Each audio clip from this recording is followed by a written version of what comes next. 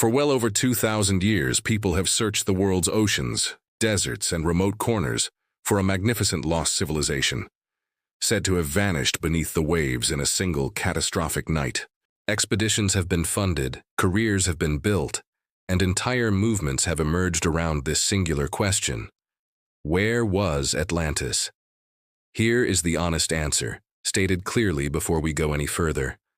There is no credible archaeological evidence that Atlantis ever actually existed. This is not a documentary about a lost civilization waiting to be discovered. This is a documentary about something arguably more fascinating: how a single ancient philosopher's teaching story became a persistent and misunderstood legend. The story originates entirely from the writings of the Greek philosopher Plato, composed sometime around 360 BC. Plato described Atlantis within two of his philosophical dialogues, works of structured philosophical argument presented in conversational form, rather than within any historical chronicle or geographic record used when documenting genuine historical events or known locations. Plato was not a historian recording a genuine historical account. He was a philosopher constructing a deliberately crafted narrative, designed to illustrate points about the nature of a well-ordered society and the consequences when civilizations abandon virtue for unchecked ambition. Understanding this origin does not make the Atlantis story any less fascinating. Understanding why this legend was created reveals something genuinely interesting about both ancient philosophy and the enduring human desire to believe. This documentary approaches the subject not as an investigation to locate a city, but as an examination of how this story originated, how it has been reinterpreted across centuries, and why it continues capturing popular imagination well into our modern era. In this age of satellite mapping and deep ocean exploration, we look at the true legacy of Plato's Atlantis. To properly understand the Atlantis legend, we must return directly to Plato's original text. Much of what popular culture now associates with Atlantis has been added, embellished, or entirely invented by later writers across the many centuries. In his dialogue known as the Timaeus, Plato describes Atlantis through a character named Critias. Critias claims the story was passed down through his family, originally derived from ancient Egyptian priests. These priests reportedly told the story to the Greek lawmaker Solon during his visit to Egypt 2 centuries before Plato's time. Atlantis was an enormously powerful island civilization located, in Plato's words, beyond the Pillars of Hercules. Plato describes Atlantis as an extraordinarily advanced civilization, featuring a capital city built with concentric rings of water and land. It featured elaborate temples, sophisticated engineering, and the unidentified metal called orichalcum, prized as second only to gold. Eventually, this civilization grew morally corrupt and militarily aggressive, launching an unsuccessful invasion attempt against Athens. It was ultimately destroyed by earthquakes and floods that caused the entire island to sink in a single catastrophic day and night. Plato's second dialogue, the Critias, provides more physical description, but ends abruptly, unfinished. Scholars debate whether Plato intended to complete it or left it incomplete for his broader philosophical purpose. This original source material is the entire textual foundation for the legend. Every subsequent claim stems from later interpretation or invention. The story's transmission involves several layers of second-hand retelling, raising genuine historical reliability, concerns by any reasonable standard. No independent corroborating written record has ever been discovered by archaeologists or historians studying ancient Mediterranean traditions. Among scholars of ancient Greek philosophy, genuine consensus exists regarding one central point. Plato's broader philosophical writing consistently employed constructed narratives, allegories, and illustrative stories. These stories were specifically designed to convey philosophical arguments, rather than functioning as literal historical or factual claims. Plato's most famous work, The Republic, includes numerous similarly constructed narrative devices, including the widely studied allegory of the cave. This is a deliberately fictional illustrative story Plato explicitly uses to explore questions about knowledge, perception, and reality. No ancient reader ever seriously understood this particular allegory as a literal historical account of actual events.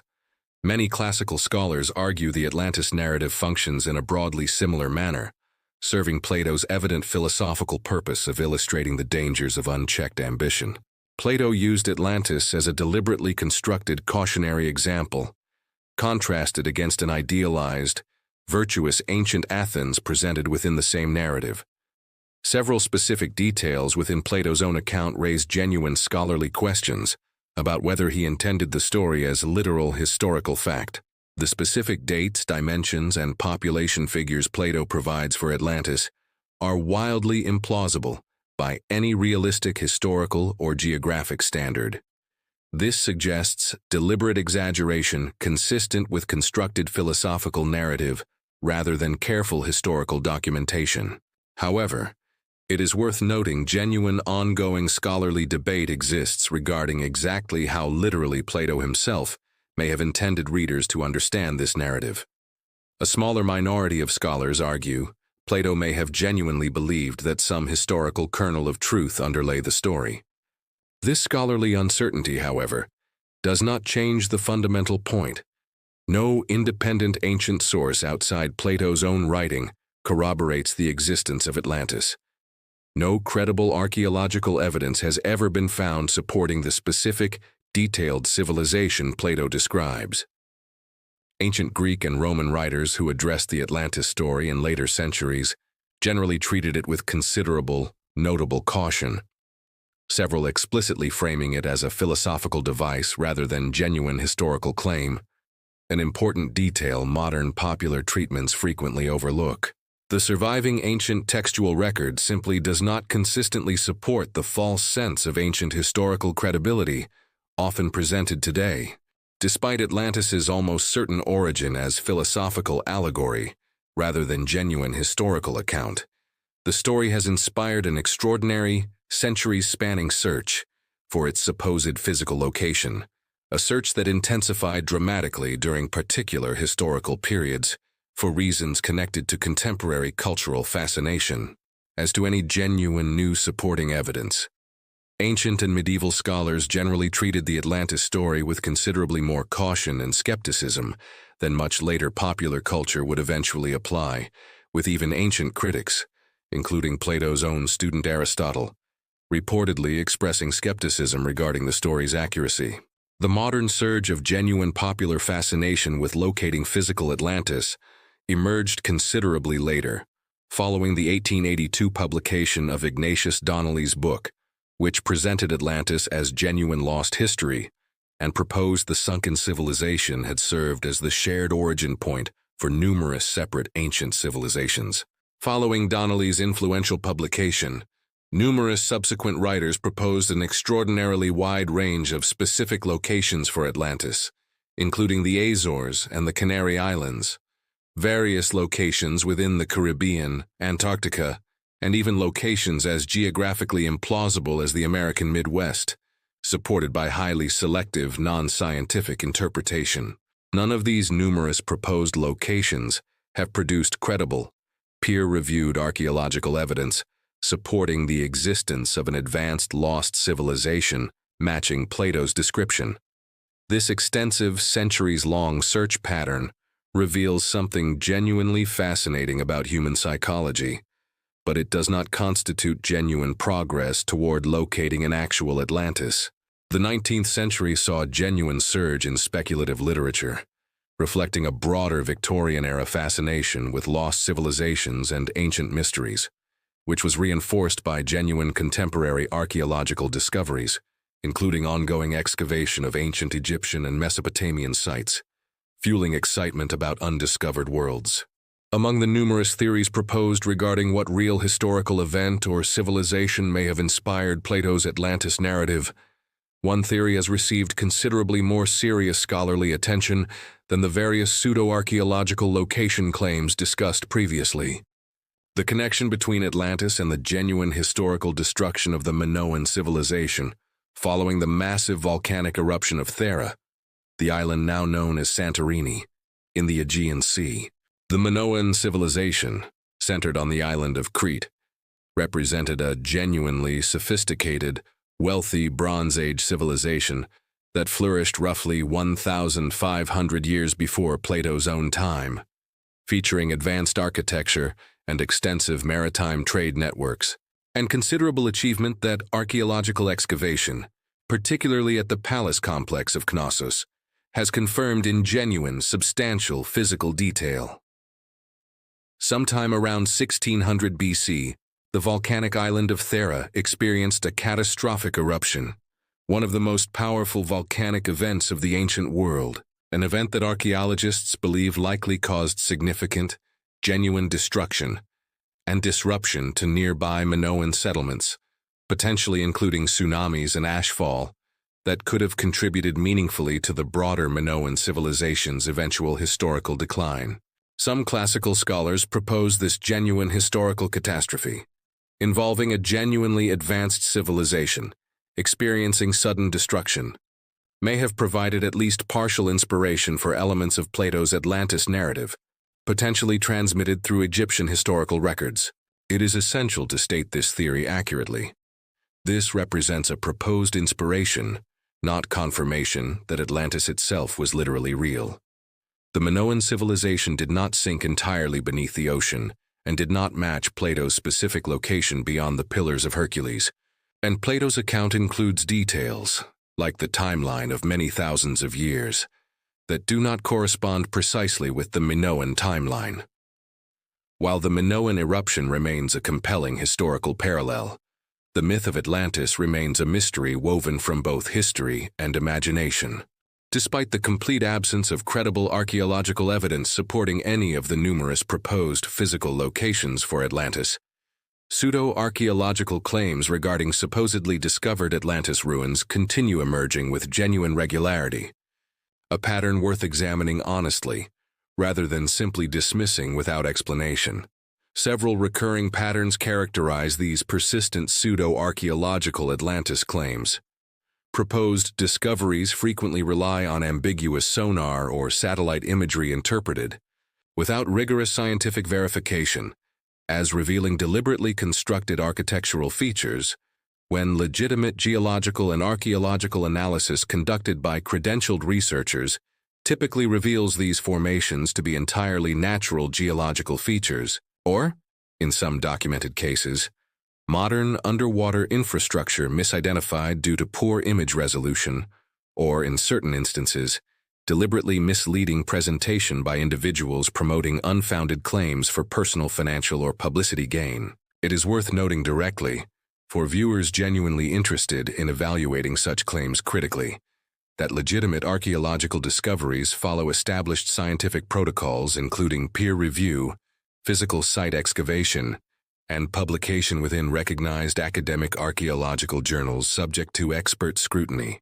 none of which characterize the vast majority of popular Atlantis discovery claims that periodically circulate through less rigorous media coverage. Responsible historical and archaeological institutions, including major universities and recognized archaeological organizations, consistently and explicitly reject these various proposed Atlantis discoveries. The persistent popularity of these unfounded claims likely reflects broader, genuinely understandable human psychological and cultural factors. The idea of a magnificent lost civilization, waiting to be rediscovered, carries genuine imaginative and emotional appeal that a more mundane, accurate explanation involving ancient philosophical allegory simply does not offer in comparable measure.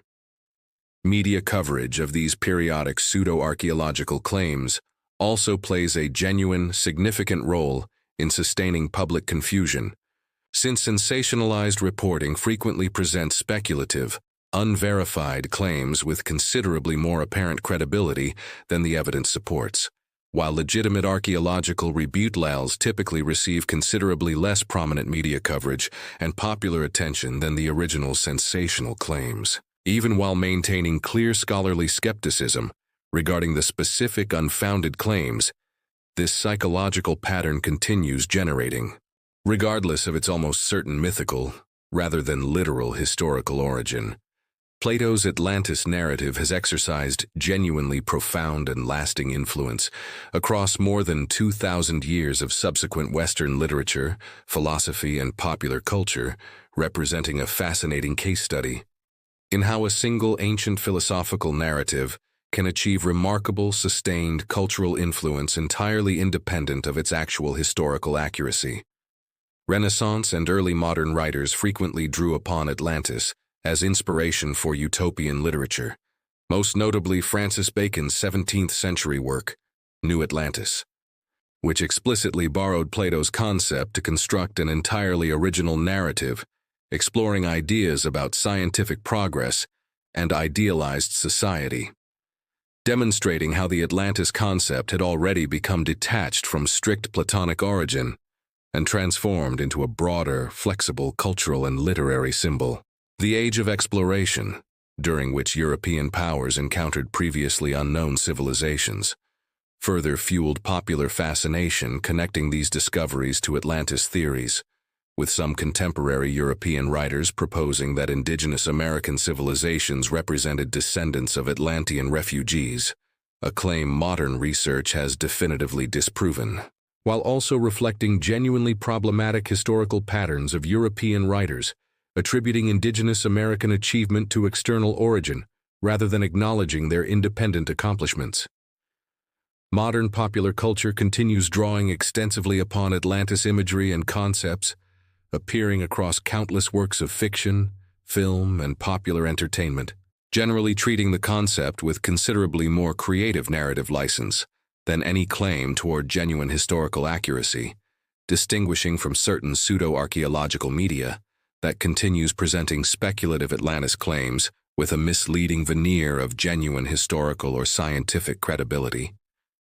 This distinction between creative reimagining and misleading pseudo-historical claim matters, since the former represents legitimate, valuable creative engagement with a rich mythological tradition, comparable to how countless cultures have reimagined their own myths, while the latter represents genuine misrepresentation of established historical and scientific consensus, potentially misleading audiences regarding what legitimate archaeological and historical research has actually established regarding this particular ancient legend. Setting aside popular speculation entirely, what does legitimate, peer-reviewed archaeological and historical research actually confirm regarding ancient Mediterranean and Atlantic civilizations during the general historical period Plato's narrative references?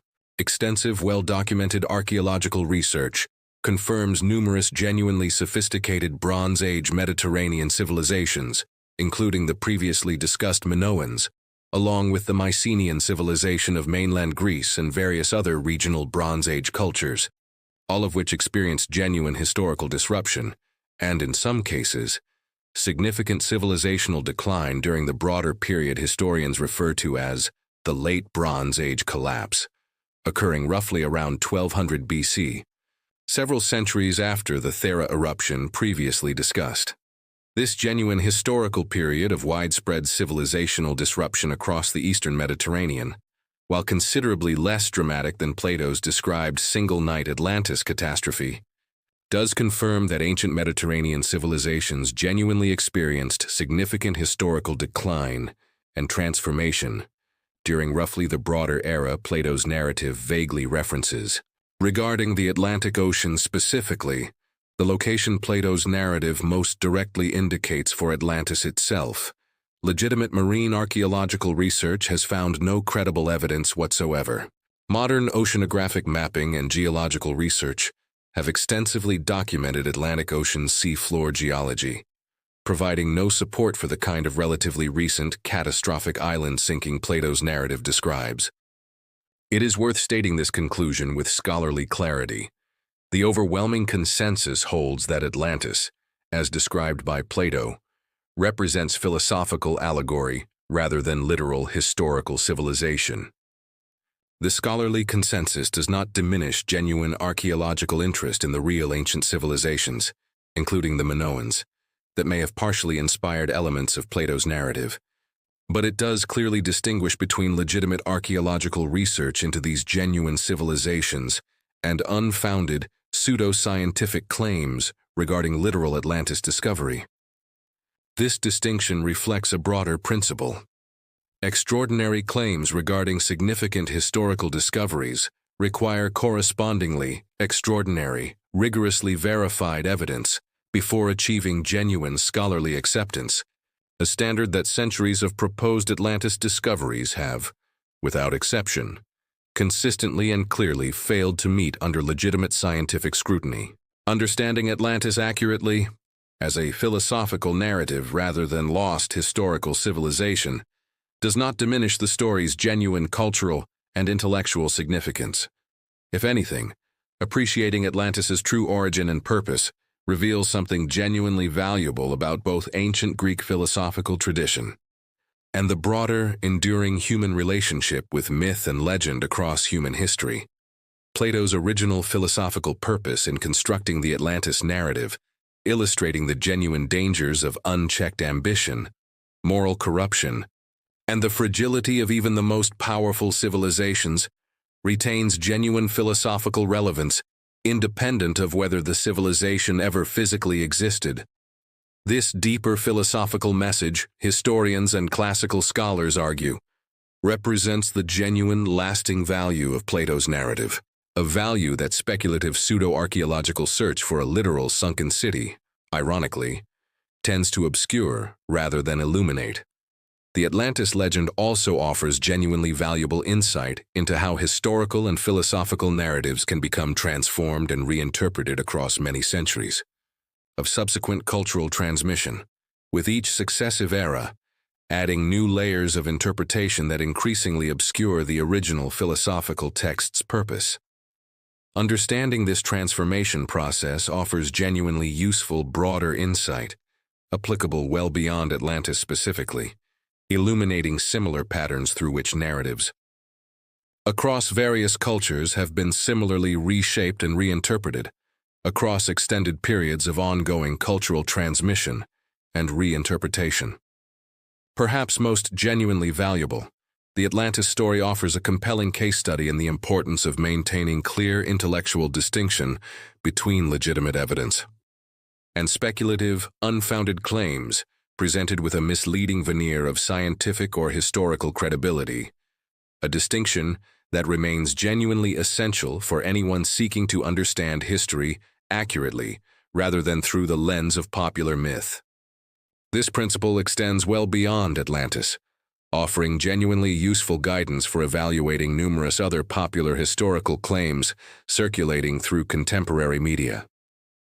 Learning to distinguish between claims supported by rigorous, peer-reviewed evidence and claims that merely sound plausible represents a genuinely valuable critical thinking skill, one that responsible historical education should consistently model and encourage among audiences genuinely interested in understanding the past accurately. More than 2,000 years after Plato first wrote his philosophical dialogues, humanity continues searching for Atlantis, an enduring fascination that reveals something genuinely interesting about ourselves rather than about any genuine lost civilization. The persistent human desire to locate Atlantis reflects a deep fascination with the possibility that forgotten knowledge might still exist, waiting to be rediscovered. This impulse is identified by historians across numerous different mythological and legendary traditions well beyond Atlantis. This same fascination, channeled through archaeological method, has driven remarkable discoveries across the past 2 centuries, from the Minoan palaces of Crete to other ancient civilizations whose real achievements deserve as much fascination as any sunken city. Perhaps the most honest way to understand Atlantis is not as a historical mystery, but as a window into ancient Greek thought. It represents the cross-cultural human relationship with myth, legend, and the hope that history holds more wonder than evidence has revealed. Plato, writing over 2,000 years ago, likely never imagined his narrative would inspire centuries of genuine expeditions and books. This fascination continues into our modern era of satellite imagery and deep ocean exploration. The real Atlantis, it turns out, was never a lost city beneath the waves. It was always a story about us, about ambition, about hubris, and about our own persistent human hope that somewhere, beyond what we know, Something truly extraordinary might still be waiting to be found.